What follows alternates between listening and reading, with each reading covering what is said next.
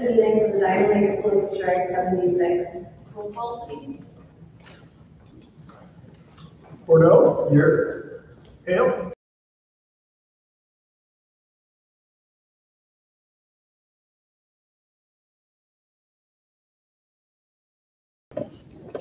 Please rise for the Pledge of Allegiance. Pledge allegiance to the flag of the United States of America and to the republic for which it stands, one nation, under God, indivisible, with liberty and justice for all. We now move toward public comments on agenda items only. Do we have any public comment? No? Okay, there being no public comments, I'm going to turn it over to the superintendent for presentations. Thank you. Tonight we have two presentations. We're going to start out first by recognizing our fabulous Westfield Choir and Ms. Markowski as their teacher and director. So I'd like to have the school board come up to stage and then have some presentations to recognize two students.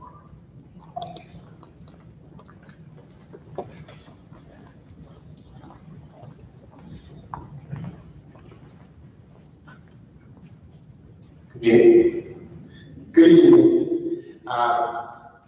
I'd like to begin with thanking the Board of Education, Dr. Sherman Lewis and the administration for recognizing and supporting fine arts in our schools and the musical component of fine arts. Instrumental and vocal play a big role. Somewhere close to 50% of our student population gets involved in fine arts and instrumental and vocal, very close. That's a big number. And we're very blessed. We've had recognition for years of our instrumental program, and deservedly so. But this year we struck gold. And the thing that we struck gold with is Ms. Borkowski. She's awesome. And it's amazing what we've seen happen with our choir. And we've gotten through the bumpy beginning and the new acclimation, and now to hear these angelic voices and to see the kids thrive in a program that is fundamentally solid and structurally solid at the core of vocal music. And so I'm going to invite Ms. Borkowski to come up because she's the expert and she's awesome. So please come on up, Ms. Borkowski.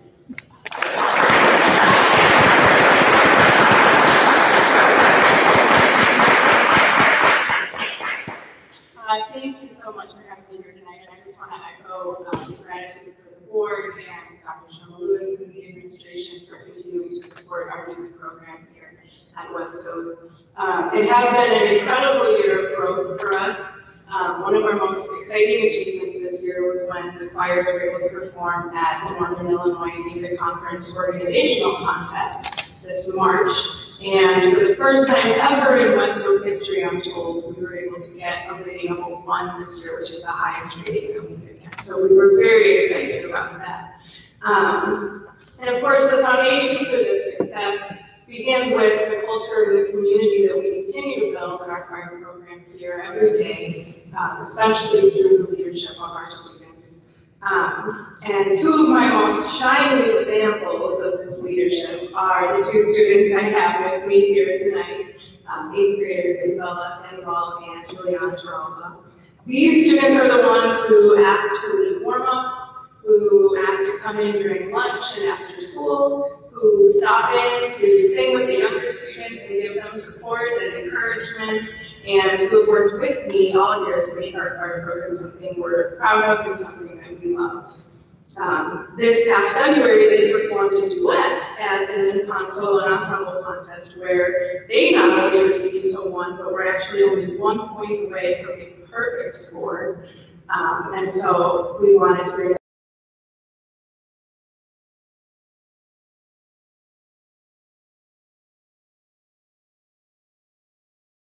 So first, I have Ms. Juliana Taralba.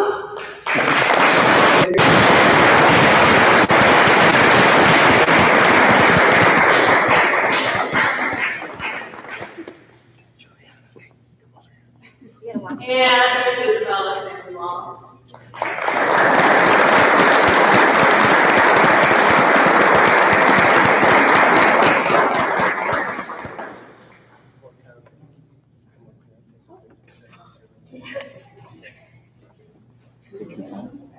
What do you think about it here or the West Coast? All right, we'll make it right here.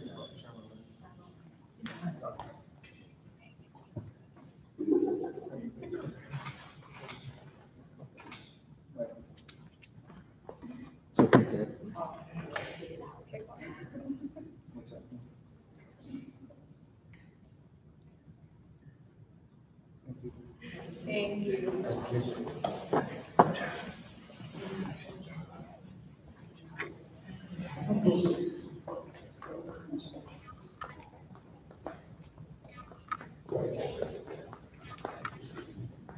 And just to bring a beautiful closure to this, we had a wonderful choir concert last week, and we sent out some tweets, and Mr. Hanson has posted it on the Facebook page, if I recall. But we'd like to share with you little highlights of the concert. Thank you again.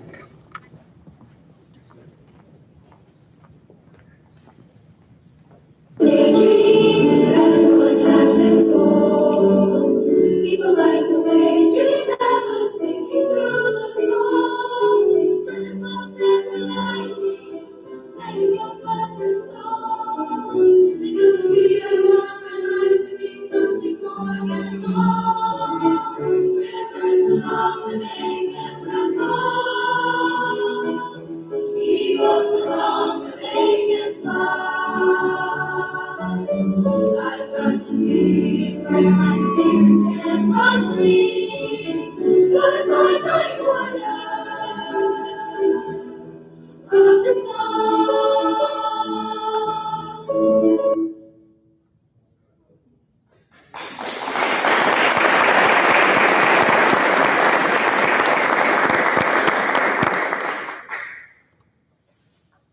Thank you.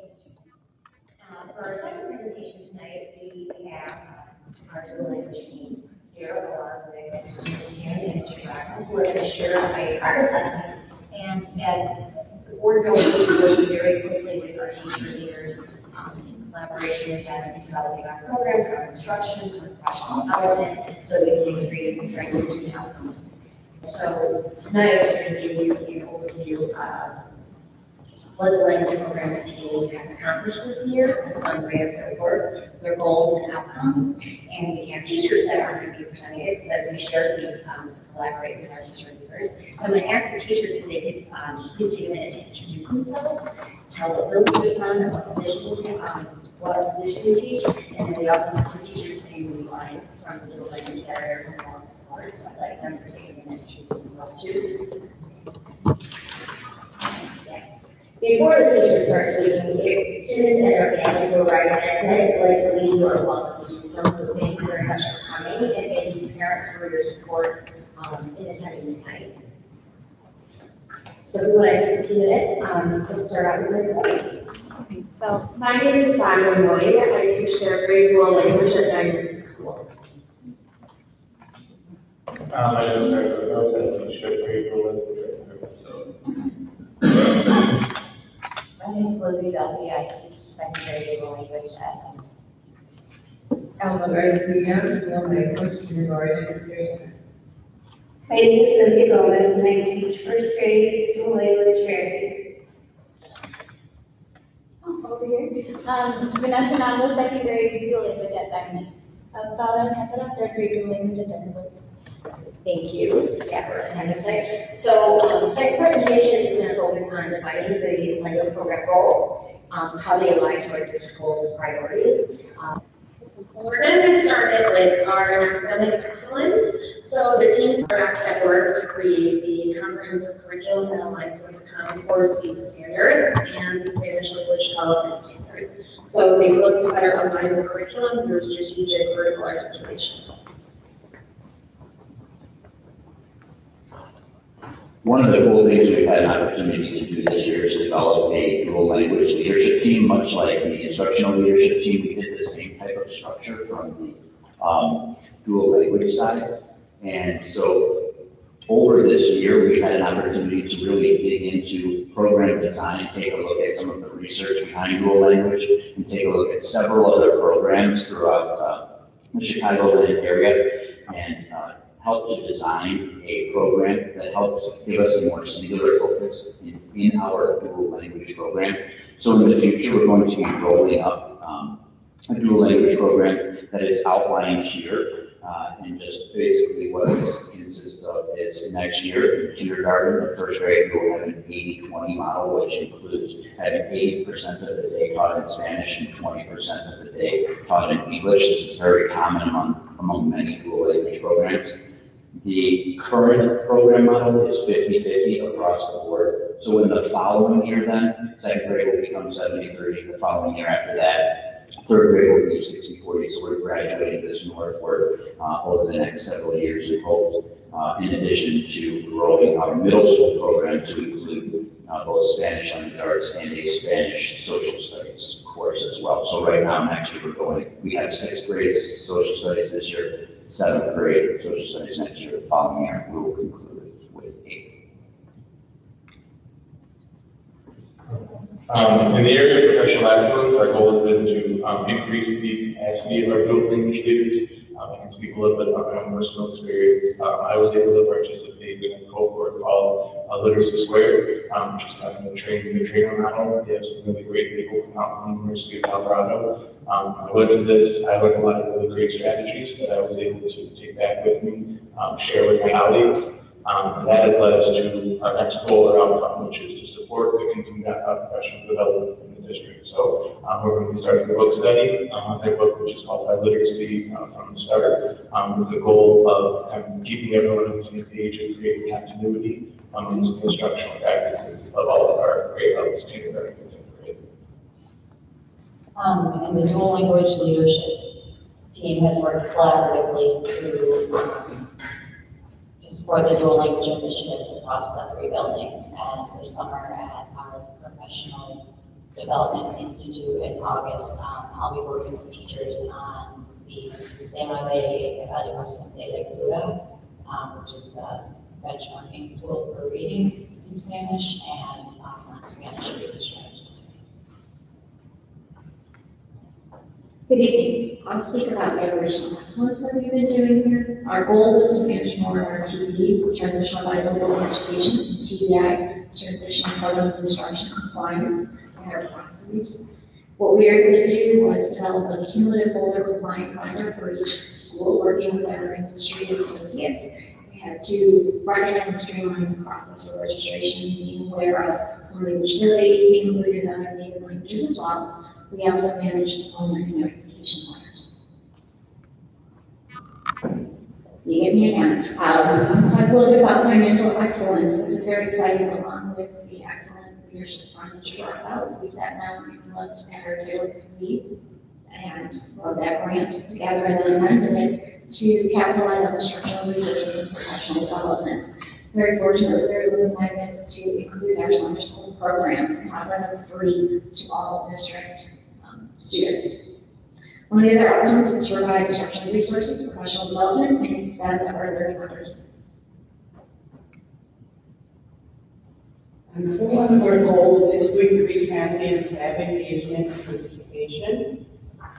Some of the things that we've done this year are provide events such as the Day to Death for our families, dual family night, and we plan to attend the bilingual parent summit this year, and of course, just future impact events. For the bilingual parent summit, unfortunately, it was this past week, and the registration closed early, so we were not able to attend. But it's in our plans to go to the future events. Can I just add you guys on the things in the past? Yes, we can.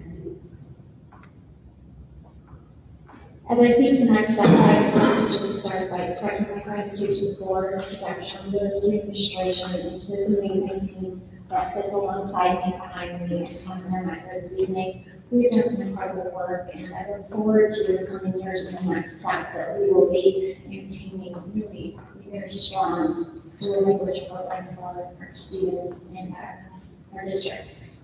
In the 2018-2019 school year, we plan to implement and enhance the curriculum focus on literacy and literacy. Additionally, we are going to provide interventions in Spanish for literacy development, a position that some people take over, Mr. Head. Anchor the curriculum in the literacy squared in action method that Mr. Burgos has spoke about. I think that will show greater continuity among all of our classrooms as we reach a very focused dual approach.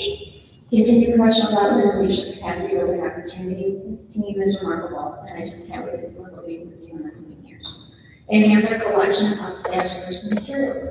Looking out to the 2019-2020 school year, continue the digital program to be great. Implement comprehensive Congo lessons for middle students. And then finally, in the 2020-2021 school year, implement a heritage language program for middle school native speakers.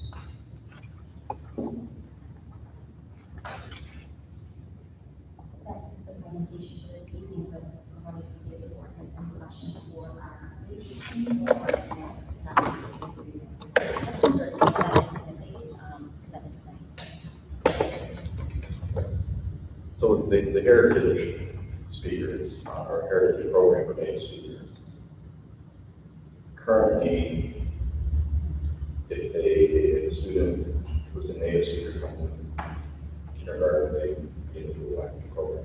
What you're talking about here is a student who enters the district after they've been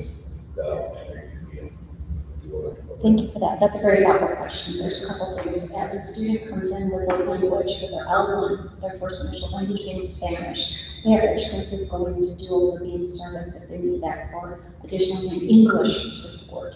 But say we have a student that is a native Spanish speaker that doesn't go through the language lens of the dual program, we want to give them an opportunity to strengthen the language a different way than taking Spanish as a foreign language in middle school.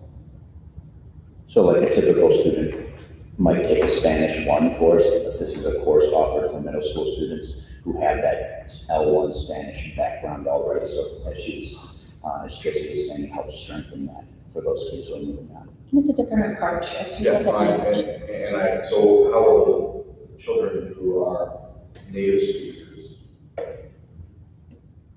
what types of support do they get now if they're not already in the dual language? They said foreign Spanish as one language. They teach Spanish as a foreign language. So this is going to address the needs of, because it's not the same. It's clear that, so from a linguistic lens, students that speak in Spanish as their first language, they have a different strategic way of developing language than say, starting with a very basic language. It would be very similar if you went together to Spain, taking an English class. You wouldn't start with days of the week or months. Oh, there's your traditional English speaker. So it would be strategic in their approach to taking those classes. So this, the bullet says implement in 2020. Right. We've been, so I think the question you're asking is what's the background of what we've been doing, the steps we've been taking. Right. We've been gathering information from other districts to start getting better understanding. My background, I've worked with 3 other districts in this area, so taking expertise of some of our staff that have taught in this heritage program is more than experience of teaching. I have experience of teaching and also collecting information from other districts in the area, Chicago area. We'll start to see how that can meet the needs of our students and then start to design curriculum for it. I think it's an excellent path. So in 2019-2020, you're going to implement a comprehensive common assessment. I think, in my opinion, one of the challenges we've had in dual language, there hasn't been any kind of consistent assessment of any of the students in Spanish. And so we don't really have any kind of foundational data to measure growth or to see how things have changed. There have been tremendous changes and really positive changes, both in the faculty and I think the curriculum overall to Spanish. And having children at various points, I've really seen a lot of growth and a lot of exciting progress. But I'm wondering, I know that right now you're doing the FFP in Spanish, so at least getting kind of the reading assessment there. But I'm just wondering if you're going to do anything else in the interim to kind of get you some more baseline data, or what baseline data you might have to be able to measure growth prior to that. Prior to implementation of 2019, so you're speaking to the 2018-2019 school year? Yeah. And what do you have this year? Well, other than if there's just FFP right now. That's a very excellent question. So a couple of things that we're looking at right now is the development of student target portfolios in both of the languages that will be completed this summer. So that will be a model by short assessment. we're looking always constantly to see what kind of assessments are out there. Unfortunately, one tool that can measure all of those different diagnostics for the domains of the language, it just doesn't exist. So we're going to be creating those common assessments. One thing that I'd like to look forward to that isn't on this plan is looking to create digital portfolios that can follow the student beyond their school level. So that way, a teacher can get an understanding of all the language domains from speaking, listening, reading, and writing that will follow them. That's something that we want to look to eventually, probably in the 2021-2022 school year. Okay, so where are you doing that right now? Where are we with what right now? Sorry. So what data do you currently have on the students today that you can use for next year? Well, we've got the student-centered portfolios that they and their reading levels, and then also looking at the outlook of beyond their FMPs, and then stuff we just completed. We want to see as to how their data looked and completed all the activities briefly, and like make that answer the next question. So I'm not sure if this will answer your question, but it was really awesome being able to do run records on the students at Diamond Lake, because I saw after studying reading and studying the literacy continuum in Spanish and English, I saw a lot of trends about the students and areas in which we as teachers can improve upon to better assist our students in their reading functions in Spanish. So that's one of I'm working on, and I shared the data with teachers, just in terms of the levels, but when I give the test, I sit with them one-on-one, and I'm just like writing tons of what I see. And so when I get the opportunity, the time to compile my notes, and those could be passed on to the next year's teacher, and I'll share those with teachers and the professional development. I'm hoping that we can all work together, and because I have some ideas of ways that we can help our students.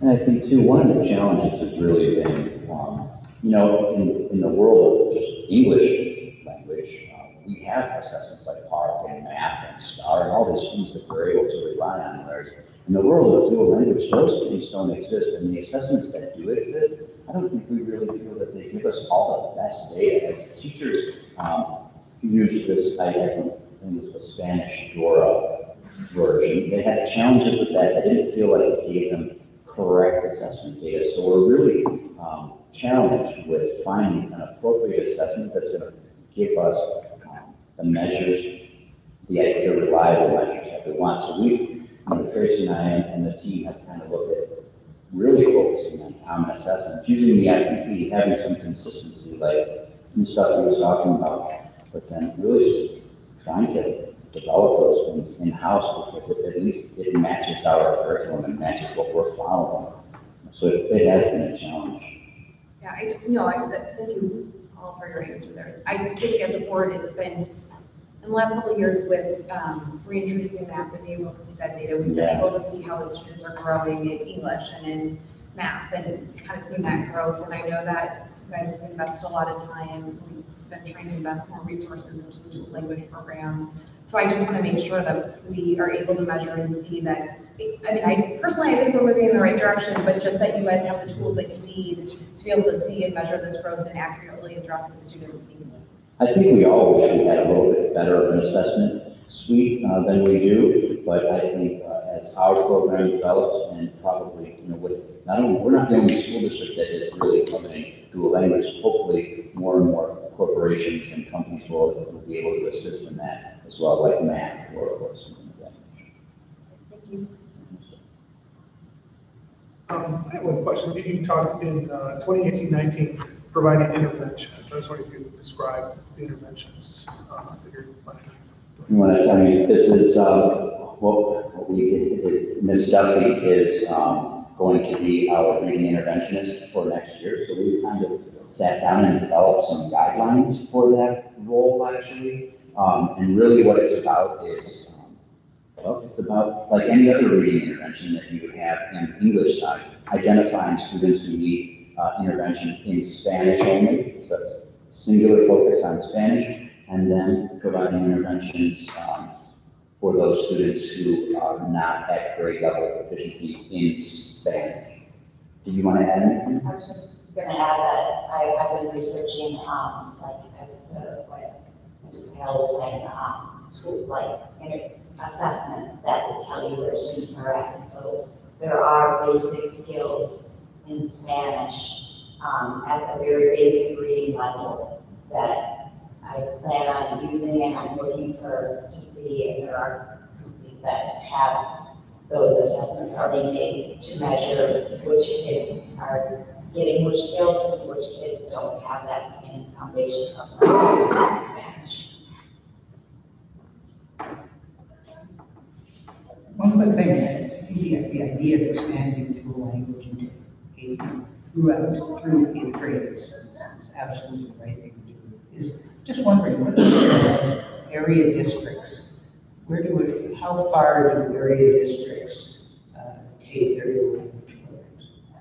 Traditionally, you see the continuum at least through 5th grade. Middle school is a little difficult as we are working off of a model of allowing for that time, because now we've got students shifting from teacher to teacher. So I'm very proud to be a part of this district, to see them have such a commitment to dual and having it expanded to 8th grade. And then now to still others, which is really starting to be exposed in the state of Illinois. I'm very proud that our students will be able to obtain that certification, not just for college, but also beyond for careers as well. And the dual language program becomes quite a coveted program from a community perspective. Mundaline 75 is now trying to develop and grow a dual language program. A couple of the programs we looked at, Crystal Lake, U46 Elgin, which has a large dual language population, and also Schaumburg 54. And Schaumburg 54 is one where they have dual language programs that meet through 8th grade. And so we've kind of taken an amalgamation of all of these different high quality programs and tried to really begin to work as a team to bring that program model here. Now get the right assessments, get the right resources, and have the right teachers in the classrooms. I think we're in a really good direction. That's tremendous. The idea of being able to really be a leader in the area. And we are. In such an important area. That's fantastic. Well, thank you for the support. Yeah, definitely.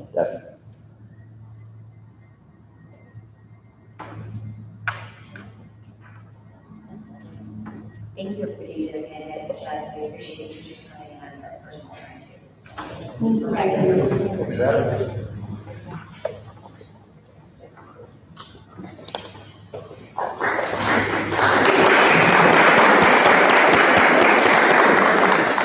It's refuted, like Steve.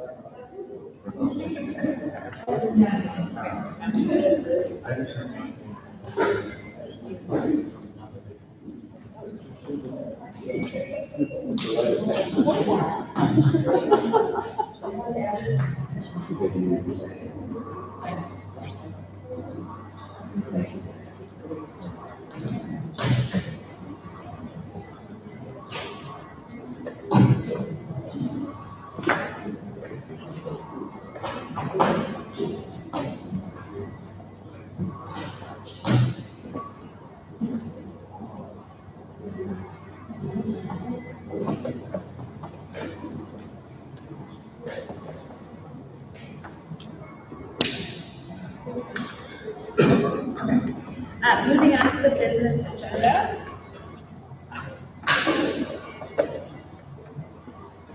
This resolution is being submitted for approval at the business meeting on April 15, 2018. Items under the omnibus vote agenda are considered routine and are non-controversial and will be approved by one motion. If anyone, board member, staff, administrator, or citizen wishes to have a separate vote on any item or items, that item or items will be pulled from the omnibus vote agenda and voted on separately. Be it resolved that the Diamond Lake 76 Board of Education accepts and approves the omnibus vote agenda items A through E as listed. I have a motion to approve, please. So moved. Second.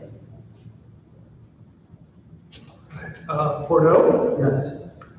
Candela? Yes. Hale? Yes. Howland? Yes. Kessler, yes. Walker? Yes. Moving on to the board meeting dates for 2018-2019. Whereas the Opens Meeting Act requires each public body to give public notice of its schedule of dates, times, and places for regular meetings at the beginning of each calendar fiscal year, and whereas sections 10-6 and 10-16 of the school code require each school board at its organizational meeting following each biennial election of members to set the time and place for the board's regular meetings. Therefore, be it resolved, the Diamond Lake 76 Board of Education approves their 2018-19 calendar, allowing for monthly meetings to be held at West Oak Middle School, 500 Acorn Lane, Mundelein, on the first and third Tuesdays of each month, except where noted, July and December 2018 and January 2019. May I have a motion to approve? So moved. Second. Candela? Yes. Kessler, yes. Bordeaux? Yes. Hale? Yes. Howland? Yes. Walker? Yaffe? Great. Moving on to the appointment of treasurer. Whereas the school code instructs the trustees of schools to appoint a treasurer who shall be the custodian of school funds and responsible for all receipts, disbursements, and investments of school funds, and pays orders issued by the school board. And whereas Mr. Eric Rogers will assume the position of Director of Finance and Operation on 7/1/18 and possesses the qualifications set forth in Section 5-1B of the school code, therefore be it resolved, the Diamond Lake School District Board of Education appoints Mr. Eric Rogers to serve as treasurer for Diamond Lake School District 76 for a one-year period beginning July 1st, 2018, with an annual compensation of $3,000. May I have a motion for approval? So moved. Second. Kessler, yes. Howland? Yes. Bordeaux? Yes. Hale? Yes. Candela? Yes. Walker? Yaffe? Okay, moving on to the Title I District Plan. Be it resolved, the Board of Education of Diamond Lake School District 76 approves the Title I District Plan as presented. May I have a motion to approve, please? So moved. Second. Howland? Yes. Bordeaux? Yes. Hale? Yes. Kessler, yes. Candela? Yes. Walker? Yaffe? Okay, moving on to establish the health and dental rates. Whereas District 76 Insurance Committee has met and considered recommendations from Allied Benefit Systems for insurance rates fiscal year 19 for the plan beginning July 1st, 2018, and whereas the Insurance Committee has provided recommendation for rates approval by the board, therefore be it resolved, the Diamond Lake 76 Board of Education approves the establishment of health and dental insurance rates as presented. Single rate for regular PPO, $7,454.04. High option PPO, $9,040.80. Dental, $552.84. Single plus spouse, regular PPO, $16,974.72. High option PPO, $20,941.80.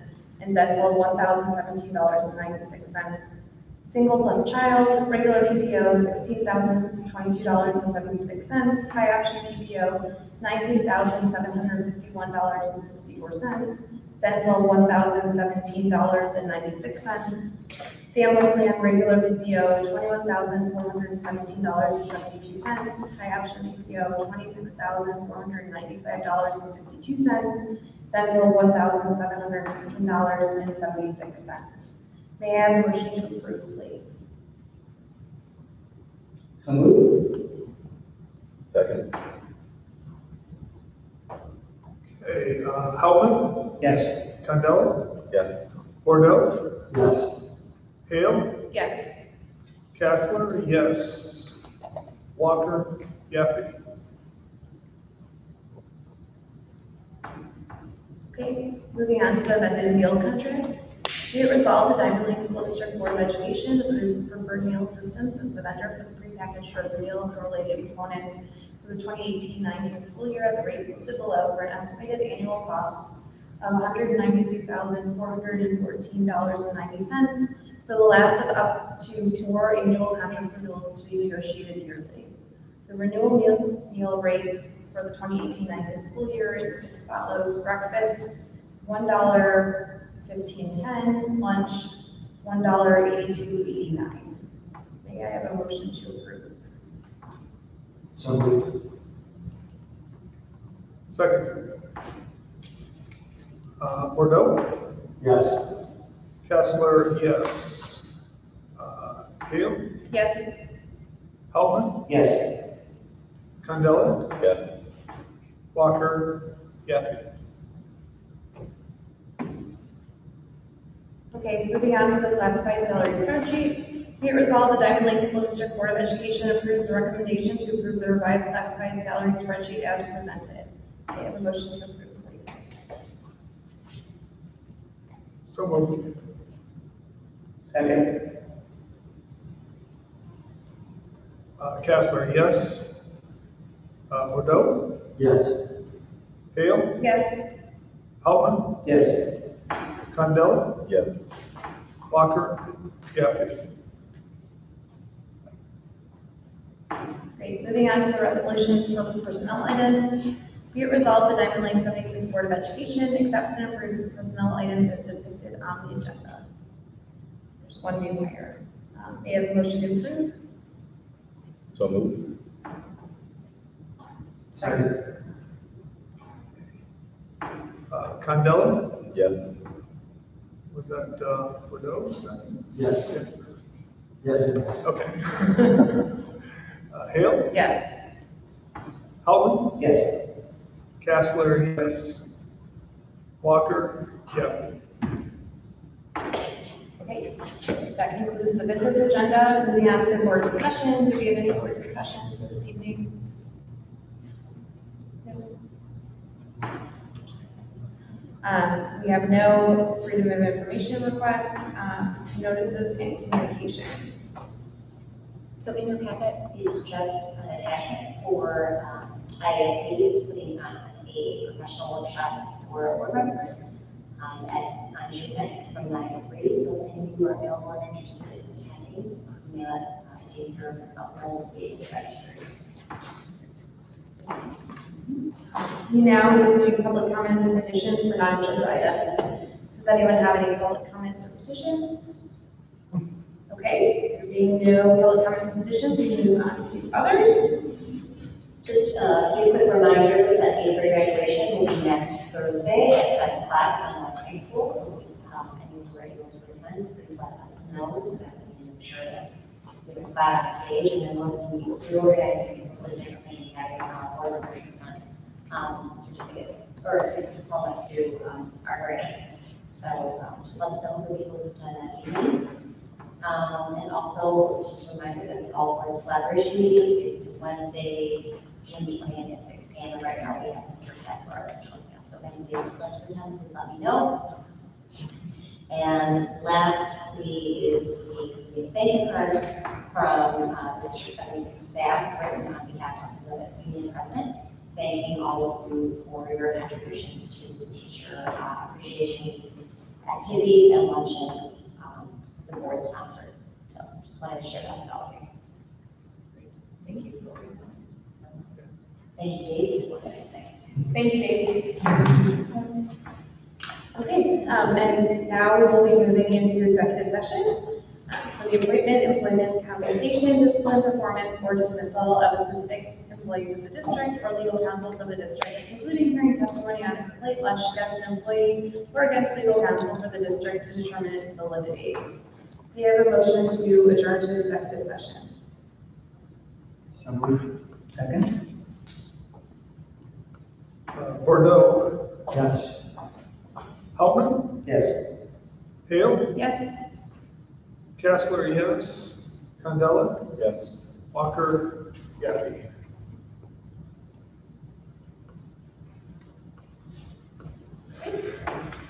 Thank you, everybody.